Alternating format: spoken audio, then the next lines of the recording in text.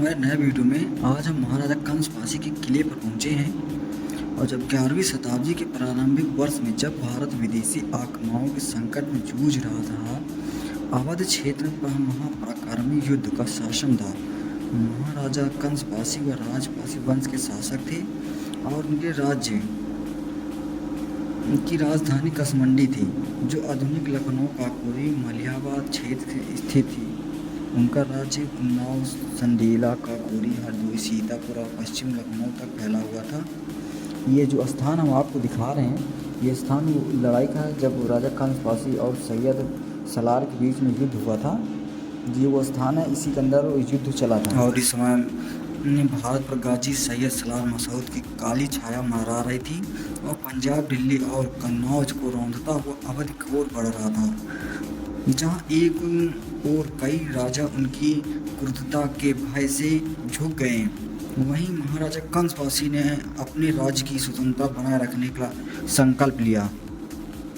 सैयद सलार मसूद की सेना जब अवध की इस सीमा पर पहुंची तो सबसे पहले उन्नाव और संडीला क्षेत्र में उसका सामना राजपासी सेना से हुआ। यह युद्ध अत्यंत भीषण था। महाराजा कंस पासी के नेतृत्व में उनकी सेना ने आक्रमणदारों पर कहर बरसा दिया, घने जंगल और नदियों के बीच लड़ गए। इस युद्ध में राजपासी वीरों ने दुश्मनों की प्रखतियां को चीरते हुए उन्हें पीछे हटने पर मजबूर कर दिया। सैयद मसूद ने अपनी पराजय से तिलमिलाकर अपनी पूरी शक्ति के साथ कसमंडी पर आक्रमण किया।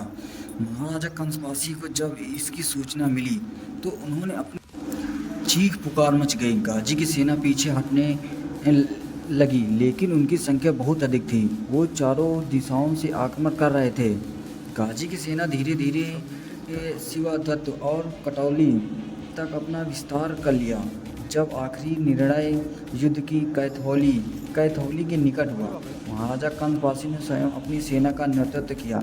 यह युद्ध कई दिनों तक चला। राजपासी वीरों को प्रमाणित से लड़ाई लड़ी, लेकिन युद्ध के अंतिम चरणों में सैयद मसूद ने छल पूर्वक पीछे से हमला कर दिया। यह कार्यपूर्वक आक्रमण से महाराजा कंस पासी वीर गति को प्राप्त हुए 1031 ईस्वी, लेकिन उनकी शहादत व्यर्थ नहीं गई। उनके बलिदान से प्रेरित होकर उनके पुत्र मलिहा पासी और सलिहा पासी ने संघर्ष को थाम लिया। और अब हम आप लोग को दिखा रहे हैं, ये जो किला पूरा बना हुआ है, ये बहुत ही बड़ा विशाल किला था, पर अब टूट गया है। अभी पर दीवार इसकी पूरी तरीके से हैं और यहाँ के सूत्रों से पता चलता है कि ये जो है ये बिक चुका है। किसी ने इसे खरीद लिया है कुछ रुपयों में, जितना किला है।